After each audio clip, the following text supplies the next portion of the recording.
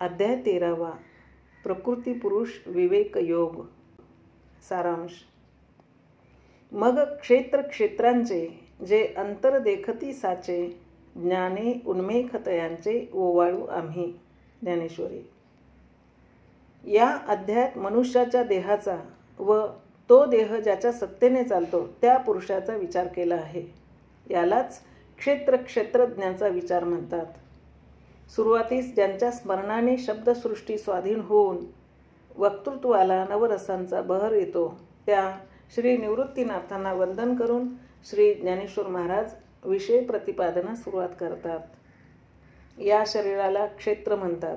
ते का म्हणतात, ते कसे आहे, त्यावर कोणाची सत्ता आहे, हे ज्ञान प्रत्येकास असणे आवश्य आहे. ब्रह्मदेव व शंकर यांच्यासारख्या थोरांनी सुद्धा या क्षेत्राचा निर्णय लावण्याकरिता मोठा अट्टहास केला आहे.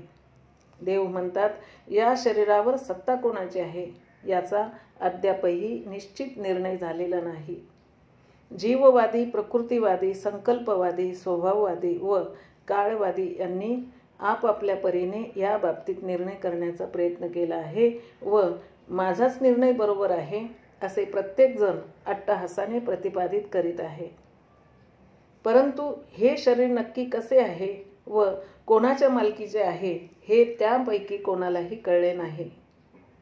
एवढे वेदातील बृहत सामसूत्र, पण त्याला सुद्धा याचा अजून निर्णय लागला नाही. ते क्षेत्र मी तुला आता सांगतो. हे शरीर 36 तत्वांचे मिळून झालेले आहे. ती तत्वे पुढील प्रमाणे आहेत. पृथ्वी, आप, तेज, वायू आणि आकाश ही पंचमहाभूते. अहंकार यांच्याशी वरील पंचमहाभूतांची गाठ पडल्यावर देहाचा आकार स्पष्ट होतो. हा अहंकार मायेच्या पोटात सूक्ष्मपणे राहतो व देहाला चोहोकडे नाचवितो. बुद्धी ही सुख दुःख, बरे वाईट यातील निवड करते. अव्यक्त पंचमहाभूतांपासून निर्माण झालेले प्राणी स्थूल धर्म टाकल्यावर सूक्ष्म रूपाने यात राहतात. कान, नाक, डोळे, त्वचा व जिव्हा ही 5 ज्ञानेंद्रिये आणि हात, पाय, वाणी, उपस्थ व गुद ही 5 कर्मेंद्रिये. मन हे रजगुणाचे बनले असून ते अत्यंत चंचल आहे. ते म्हणजे मूर्तिमंत कल्पनाच होय. शब्द, स्पर्श, रूप, रस व गंध हे ज्ञानेंद्रियांचे 5 विषय आहेत व या 5 विषयांमुळे ज्ञान बाहेर धावते. त्याप्रमाणे चालणे, बोलणे, घेणे, देणे, मळमूत्रांचा त्याग करणे हे कर्मेंद्रियांचे 5 विषय आहेत. इच्छा जिच्यामुळे विषयांची गोडी उत्पन्न होते ती इच्छा. द्वेष इच्छित वस्तू प्राप्त झाली नाही तर उत्पन्न होणारा तो द्वेष. सुख इच्छित वस्तूचा लाभ झाला म्हणजे अनुभवाला येते ते सुख. दुःख सुखाच्या विरुद्ध धर्माचे दुःख. चेतना जडाला सचेतन करणारी साक्षीभूत चैतन्याची सत्ता ती चेतना. धृती परस्परांतील स्वभाव वैर टाकून देऊन पंचमहाभूते या शरीरात जिच्यामुळे एकत्र मैत्रीने राहतात ती धृती. वरील 35 तत्वांच्या समुदायाला संघात म्हणतात व ही 36 तत्वे मिळून शरीर तयार होते.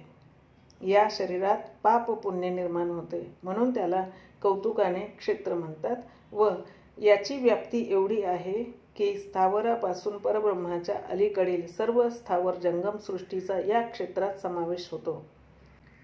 आता अत्यंत महत्त्वाचे जे ज्ञान त्याचा विचार सांगतो. हे प्राप्त करून घेण्याकरिता तपी, योगी, मुनी हे आपापल्या साधनांची पराकाष्ठा करून राहिले आहेत. कारण या अफाट संसाराला मुळासकट उपटून टाकून जीवाला साक्षात परब्रह्माची भेट करून देण्याचे सामर्थ्य या ज्ञानात आहे. परंतु शब्दाने या ज्ञानाचे व्याख्यान करता येत नाही. हृदयात ज्ञान उत्पन्न झाले म्हणजे इंद्रियांच्या क्रिया पालटतात. या लक्षणांवरून ते ओळखले जाते म्हणून ती लक्षणे सांगतो. अमानित्व अंगी विद्वत्ता, मोठेपणा असून सुद्धा मी आमका आहे अशी इतरांना कल्पनाही येऊ नये व आपले नाम, रूप, मोठेपणा, विद्वत्ता लोकांसमोर येऊ नये अशा पद्धतीने जो वागण्याची पसंत करतो. अदंभित्व प्राण जाण्याचा प्रसंग आला तरी आपल्या पुण्यकर्माची दाद लोकांना लागू देत नाही. अहिंसा या पदाचे व्याख्यान करताना ज्ञानेश्वर महाराजांनी आपल्या मताच्या मंडनाकरिता त्या काळी प्रचलित असलेली अहिंसेबद्दलची कर्मकांडातील हास्यास्पद मते सांगून त्याचे खंडन केले आहे. ज्ञानेश्वरीत पूर्व पक्ष केलेली जी थोडी स्थळे आहेत त्यापैकी हे एक आहे. खरी अहिंसा मनात उत्पन्न होत असते. मन हे सर्व इंद्रियांचे प्रेरक असल्यामुळे मनात अहिंसा उत्पन्न झाली की त्याचे चालणे, बोलणे, पाहणे वगैरे सर्व क्रियात प्राणीमात्रांविषयी कृपा व प्रेम ओतप्रोत दिसून येते. अहिंसेचे व्याख्यान मर्यादेबाहेर वाढले म्हणून ज्ञानेश्वर महाराजांनी मननीय असा परिहार दिला आहे. श्रोत्यांना आपले व्याख्यान पसंत पडून ते प्रसन्न व्हावेत असे वाटत असले तर वक्त्याने प्रचलित मतांतराचे निरसन करणे फार अगत्याचे आहे असे आपण विस्तार केल्याचे कारण त्यांनी सांगितले आहे. शांती. दुःखाचे प्रसंग अंगावर आदळले तरी ते आपले स्वरूप आहे असे समजून ते निमूटपणे सहन करतो व आपण सहन करतो याची जाणीवही त्याच्या ठिकाणी नसते. आर्जव अमृताच्या धारेप्रमाणे अंतःकरण सरळ व शुद्ध असून त्याचे सर्वांशी वागणेही त्याचप्रमाणे असते. गुरुभक्ती. ज्ञानेश्वर महाराजांच्या अंतःकरणात गुरुसेवेविषयी नितांत प्रेम व त्यातून समोर श्री निवृत्तीनाथ बसलेले, यामुळे या पदाचे व्याख्यान प्रेमाने ओथंबलेले व विस्तारपूर्वक झालेले आहे. शोकग्रस्त जीवाला ब्रह्मस्थिती प्राप्त करून देण्याचे सामर्थ्य गुरुसेवेत आहे. गुरुभक्त स्वतःला गुरुसेवेला विकून घेतो. तो गुरुची घर, गाव, देश, गुरुसंबंधी निर्जीव व सजीव वस्तू यांच्या प्रेमाने वेडा झालेला असतो. त्याला गुरुसेवेशिवाय इतर काही गोड लागत नाही. ध्यानी मनी गुरुसेवाच.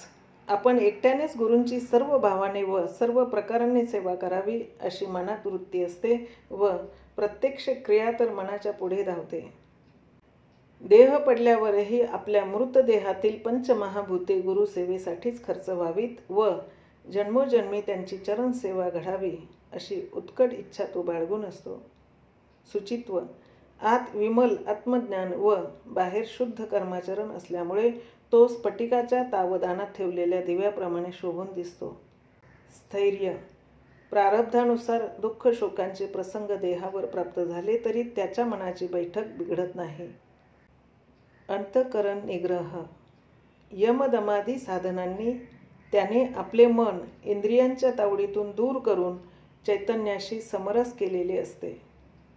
वैराग्य. ऐहिक व पारत्रिक भोगांबद्दल अरुची व एकांतात शमदमादी पारमार्थिक साधने करण्याकडे त्याच्या अंतःकरणाची ओढ असते. अनअहंकार. उत्तम रीतीने कर्म करूनही ती मी केली असा अभिमान यत्किंचितही त्याला वाटत नाही. जन्म मृत्यू, जरा व्याधी, दुःख दोष यांचे अनुदर्शन. मागे झालेल्या जन्मांची दुःखे त्याला सारखी सलत असतात व ऐन तारुण्यात सावध होऊन ती पुन्हा प्राप्त होऊ नयेत म्हणून प्रयत्न करीत असतो. तसेच मृत्यू, म्हातारपण, रोग व दुःख दोष हे येण्यापूर्वीच तो सावध असतो. अनासक्ती व अनभिसंग. देह व तत्संबंधी स्त्री, मुले व घरदार या त्रात असूनही त्यांना तो चिकटलेला नसतो व त्याची वाटसरूप्रमाणे उदास वृत्तीने राहण्याची अनासक्त वृत्ती दिसून येते. समचित्त. सुखदुःखाच्या प्रसंगी तो स्वतः सुखी अथवा दुःखी होत नाही. अव्यभिचारी भक्ती. माझ्याशिवाय ह्या जगात दुसरे गोमटे नाही या निश्चयाने काया वाचा मने करून तो माझी सेवा करतो. अरती. त्याची एकांतावर प्रीती असते व त्याला लोकांचा कंटाळा असतो. अध्यात्मज्ञान नित्यत्व. परमात्मा एक खरा, बाकीचा वावगा पसारा आहे असा निश्चय ज्याच्या ठिकाणी झालेला असतो. तत्वज्ञानार्थ दर्शन. मन व बुद्धी शुद्ध करून परब्रह्माचा साक्षात्कार करून घेतो. तत्वज्ञानाच्या अभ्यासाचे फल जे ज्ञेय ब्रह्म ते त्याला सर्वत्र अनुभवाला येते. ही ज्ञानाची 18 लक्षणे श्री ज्ञानेश्वर महाराजांनी तळहातावरील आवळ्याप्रमाणे स्पष्ट करून रसाळपणाने सांगितले. त्यामुळे श्रोते संतुष्ट झाले. ते पाहून पुढील व्याख्यान करण्यास श्री ज्ञानेश्वर महाराजांना अधिकच स्फूर्ती आली. वास्तविक अज्ञान म्हणजे ज्ञानलक्षणात जे सांगितले त्याच्या उलट स्थिती असे भगवंताप्रमाणे ज्ञानेश्वर महाराजांनी म्हणता आले असते, परंतु त्याज्य गोष्टीचा त्याग करण्यास सोपे व्हावे म्हणून त्यांनी या अज्ञान लक्षणांचेही विस्ताराने वर्णन केले आहे. त्याचा थोडक्यात मथितार्थ असा: जो गर्वाने फुगून जातो, आपण केलेल्या पुण्यकर्माची दौंडी पिटून लोकांकडून मानमान्यता मिळवतो, जगाला पीडा व दुःख देतो, दुःखाने दडपून जातो, मनात घात करण्याची वृत्ती ठेवून बाहेरून प्रामाणिकपणाचे ढोंग दाखवतो, गुरुपासून विद्या घेऊन त्यांच्यावरच उलटतो, त्याचे मन अमंगळ व क्रिया ही निषिद्ध असते, यत्किंचित लाभासाठी नियमांपासून ढळतो, त्याच्या मनाला कोणताच निग्रह नसून ते सैराट हिंदत असते, जन्मभर विषय भोगूनही त्याला वीट येत नाही, या जगात मीच काय तो आहे अशा अभिमान वृत्तीने व दुसऱ्यांविषयी मत्सर ठेवून राहतो, हे कलेवर पडून जाईल याची कल्पनाही नसल्यामुळे स्त्री पुत्राधिकात गुंतून राहतो, पुढे येणारे म्हातारपण, रोग व दुःखे याबद्दल चुकून सुद्धा विचार करीत नाही, आज एक उद्या दुसरा अशी देवतांतरे विषयप्राप्तीकरिता पूजित असतो, त्याला एकांताचे वावडे असून सदा लोकांच्या गलबल्यात राहतो, लौकिक प्राप्त करून देणाऱ्या शास्त्र अध्ययनाकडे त्याची ओढ असते व आत्मदर्शन करून देणारे योगशास्त्र व उपनिषदे यांच्याकडे तो चुकूनही पाहत नाही, त्याला अर्थातच ज्ञेय ब्रह्माचे दर्शन होत नाही. ज्ञानेश्वर महाराजांच्या व्याख्यानावर श्रोते संतुष्ट झाले व देवांचे मनोगत तू दावीत आहासी मूर्त अशी त्यांनी ज्ञानेश्वर महाराजांना शाबासकी दिली. आता देव यापुढे ज्ञेयाचे व्याख्यान करीत आहेत असे म्हणून ज्ञानेश्वर महाराज ज्ञेयाचे कथन करतात. परमात्मा वस्तूला ज्ञेय म्हणतात, कारण ज्ञानावाचून ती कोणत्याच उपायाने प्राप्त होत नाही. हे ज्ञेय जाणले असता मनुष्य कृतकृत्य होऊन नित्यानंदाने भरून जातो. ते ज्ञेय निराकार रंगरूपरहित आहे, म्हणून नाम जाती रूप क्रिया हा संबंध त्याच्या ठिकाणी नाही, परंतु ते दिसत नसले तरी सर्व पदार्थांना सर्व काळात ते व्यापून राहिले आहे. व्यापून राहिले हेही म्हणणे त्याला खपत नाही, कारण जेथे एकच आहे तेथे कोण कोणाला व्यापणार. पण शिष्याची समजूत पटावी म्हणून गुरु ती भाषा वापरतात इतकेच. पंचमहाभूतातील गुण, विकार व इंद्रिय या सर्वांना यांच्याच सत्तेचा आधार आहे. असे सर्वांना व्यापून राहिल्यामुळे अज्ञानी लोकांना ते पदार्थातील सत्वादी गुणांसारखे भासते, पण ते त्यापासून पूर्णपणे अलिप्त आहे. या तिन्ही गुणांचा नाश झाला तरी ते उरतेच. जगताच्या उत्पत्ती, स्थिती व लय या अवस्थांप्रमाणे लोक त्याला ब्रह्मा, विष्णू व महेश अशी नावे देतात, पण ते या विरहित अखंड एक रसच आहे. देहादी परिग्रहाचा त्याग करून ज्यांनी या ब्रह्माला यथार्थ जाणले त्यांना पुढे काही करायचे शिल्लक राहत नाही. अवघा एक आत्माच आहे, पण हे बुद्धीला पटत नाही, म्हणूनच क्षेत्र, ज्ञान, अज्ञान व ज्ञेय असे 4 भेद करून ते सांगावे लागले. तुझी ऐकण्याची तीव्रता पाहून पुन्हा हाच विचार कपिल मुनींच्या सांख्यशास्त्रातील परिभाषेत सांगतो. आताच जे क्षेत्र व क्षेत्रज्ञ सांगितले त्यांनाच सांख्यशास्त्रात प्रकृती व पुरुष म्हणतात. ही दोन्ही अनादिसिद्ध असून अगदी जुळ्याप्रमाणे आहेत. बुद्धी, इंद्रिय, गुण वगैरे हे प्रकृतीपासून उत्पन्न झाले व त्यापासून कार्याची उभारणी होते. यातील गुणांच्या स्वरूपाप्रमाणे त्या कर्माला सत्कर्म व निषिद्ध कर्म असे म्हणतात व त्यापासून सुख व दुःख उत्पन्न होते. हे प्रकृतीपासून उत्पन्न झालेले सुख दुःख तिचा भरता जो पुरुष त्याला भोगावे लागते असे आपणास दिसते, पण वास्तविक पुरुष निराकार, निर्गुण, अकर्ता व अभोक्ता आहे. असे जरी आहे तरी ही गुणमयी प्रकृती त्याचे सर्व बनून त्याला संसार कराव्यास लावते व जगाची उभारणी होते. पुरुषाने या प्रकृतीरूपी स्त्रीचा नुसता संग केला म्हणून त्याला ही जन्ममरणाची अनर्थ परंपरा भोगावी लागली. तो भोगतो असे आपणास प्रकृतीच्या गुणांमुळे वाटते, पण खरे सांगायचे तर तो त्याच्यावर आळ आला आहे. केवळ पुरुषाला जन्मही नाही व भोगणेही नाही. हा पुरुष प्रकृतीचा विचार ज्यांनी यथार्थपणे जाणला ते पुरुष देहात वावरताना दिसले तरी देहाच्या मोहाने ते भुलत नाहीत. आत्मा व अनात्मा यांच्या सर्व भेसळीत आत्म्याला निवडून काढण्यासाठी ध्यान, सांख्य, योग, कर्म असे प्रसिद्ध पण कठीण मार्ग आहेत, पण ज्यांना ही वेगळी करण्याची सूक्ष्म दृष्टी नाही, अशा अज्ञानी जीवांनाही तरुणोपाय आहे.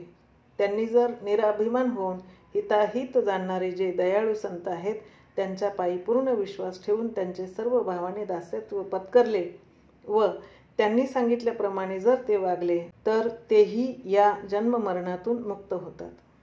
सांगण्याचे तात्पर्य इतकेच की हे सर्व भिन्न दिसणारे प्राणी एकाच वस्तूपासून उत्पन्न झाले आहेत.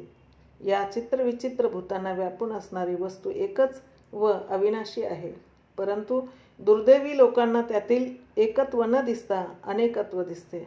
जे अगदी थोडे भाग्यवान आहेत, त्यांची द्वैत कल्पना नाहीशी झाल्यामुळे त्यांना अनेकात एक असणारी वस्तू दिसते. ते पाहतील तिकडे त्यांना एक ब्रह्मच दिसते. अशा साम्यस्थिती शय्येवर ते सुखाने निजलेले असतात. देह गुणवान, नाशिवंत व दुःखरूप आहे व देहात राहणारा परमात्मा हा निर्गुण, नित्य व आनंदरूप आहे. तो देहाच्या गुणधर्माने यत्किंचितही लिप्त होत नाही. तो या देहाचा प्रकाशक आहे. देह व आत्मा यातील ही वेगळीक जाणून घेण्यासाठी साधक अहर्निश खटपट करीत असतात. पदार्थाच्या भिन्न भिन्न रूपाने ही नाशिवंत प्रकृती पसरली आहे व आत्मा तिच्यापासून अगदी वेगळा आहे असा अपरोक्ष अनुभव आल्यावर ते ब्रह्मापासून भिन्न राहत नाहीत. याप्रमाणे श्रीकृष्णांनी अर्जुनाला प्रकृती पुरुषाचा संपूर्ण विचार सांगितला. ज्याप्रमाणे दिव्यात तेल घातले म्हणजे तो अधिकच प्रज्वलित होतो, त्याप्रमाणे अर्जुनाची ऐकण्याची उत्कंठा वाढतच होती. भगवंतालाही आपल्या सांगण्याचे सार्थक होत आहे हे पाहून आनंद झाला व यापुढे सर्व विश्व आनंदमय करण्याचा विचार देव सांगणार आहेत. श्री ज्ञानेश्वर महाराजांनाही यामुळे व्याख्यान करण्यास अधिकच स्फूर्ती आली. शृंगार रसाला मागे टाकील अशा शांत रसाने युक्त, अमृतही ज्याच्यापुढे फिके पडेल अशा अक्षरांनी भरलेले उपमा व अलंकार यांनी परिपूर्ण असे व्याख्यान यापुढे मी करीन. त्यामुळे खेचर वृत्तीच्या लोकांचाही उद्धार होईल व संपूर्ण जगाला परतत्वाचा साक्षात्कार होऊन महानंद अनुभवास येईल, अशी त्यांनी प्रतिज्ञा केली. ती पूर्ण करण्याकरिता श्री निवृत्तीनाथ समोरच बसले होते. त्यांना आशीर्वाद देण्याविषयी लढीवाळपणाने विनवून श्री ज्ञानेश्वर महाराजांनी हा अध्याय संपविला आहे.